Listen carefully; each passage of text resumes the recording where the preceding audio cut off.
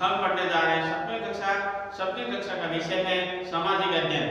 सामाजिक अध्ययन का भाग है राजनीतिक एवं सामाजिक जीवन। राजनीतिक एवं सामाजिक जीवन का अध्याय 8वां, जिसका नाम है बाजार में कमीज।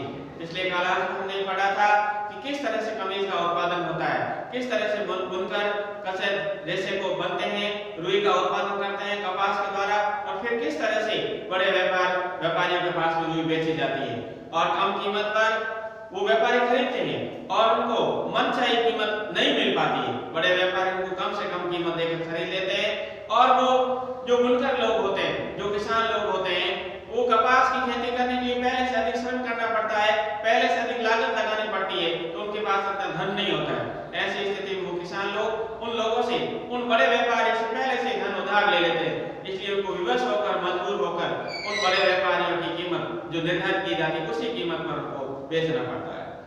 ये पढ़ा था। आज हम पढ़ते इसके आगे बढ़ेंगे, जिसका नाम है दिल्ली के निकट वस्त्र निर्यात करने का कारखाना। यानी दिल्ली के पास में कारखाना है जो बाहर विदेशों में वस्तुओं को निर्यात करता है, और विदेशों को जब निर्यात करता है तो यहाँ के लोगों से वो वस्त्र खरीदता है। तो वस्त्र खरीदते समय कीमत कौन निर्धारित करता है? कीमत वही व्यक्ति निर्धारित करता है जो निर्यात करता है, क्योंकि निर्यात करने वाला व्यापारी भी बाहर विदेशों में, उन देशों में निर्यात करता है जहां पर बहुत शक्तिशाली व्यापारी बैठे हैं, तो वो कम से कम कीमत पर यहाँ की वस्तु खरीदते हैं और देरी कर लेते हैं, या वस्तु में कुछ गुणवत्ता में कमी आ जाती है तो उनके साथ सख्ती से निपटाया जाता है, सख्ती से निपटा जाता है। इस तरह से कम कीमत देकर वो विदेशी लोग खरीदते हैं। तो हमारे यहाँ के व्यापारी जब कम से कम कीमत पर उनको बेचते हैं तो वो भी चाहते हैं लाभ प्राप्त करने के लिए, तो बुनकरों को, छोटे व्यापारियों को कम से कम कीमत देते हैं और अपने व्यापार में उन लोगों को कम से कम मजदूरी देकर अधिक से अधिक काम करवाना भी चाहते हैं, जिससे वो भी लाभ प्राप्त करें।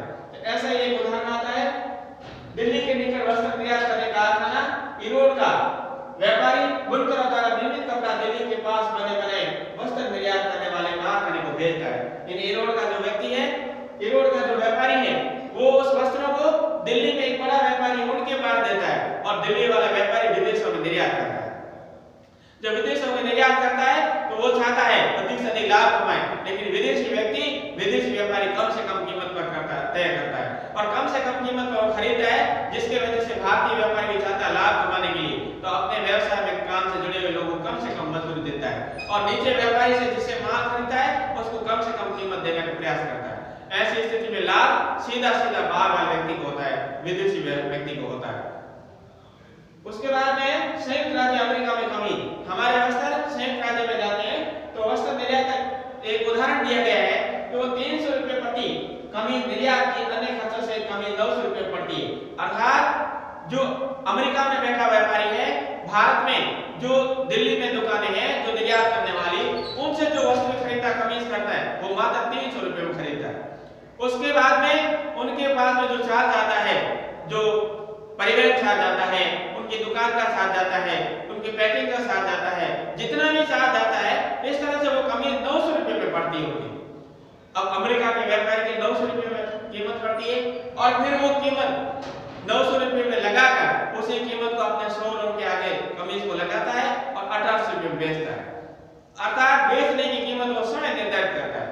इस तरह से 1800 रुपए में बेचकर जो कीमत यहाँ से केवल 300 रुपए में खरीदकर उनके ऊपर लागत लगाने के बाद में भी वो 1800 रुपए बेचकर सीधा लाभ उनको होता है।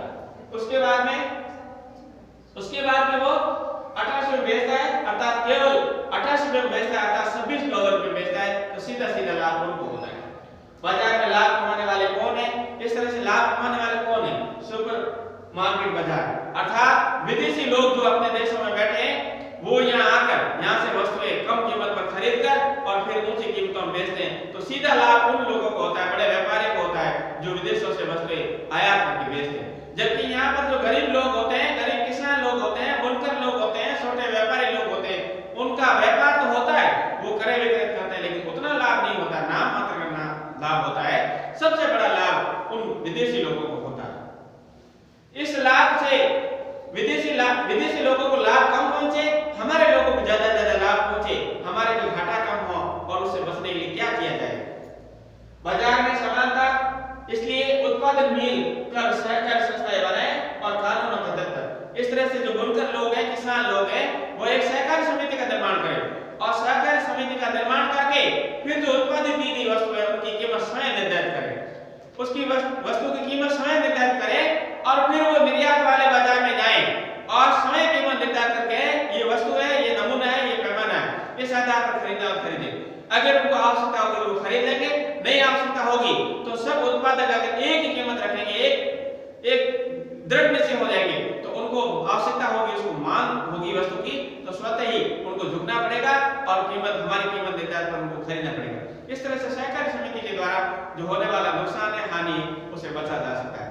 इस तरह से हमारे पाठ था बाजार में कीमत किस तरह से बाजार में बुनकर और किसान लोग मिलकर एक कपड़े का निर्माण करते हैं और किस तरह से बिचौलिए लाभ प्राप्त कर लेते हैं और हमारे किसान और बुनकरों से वंचित रह जाते हैं।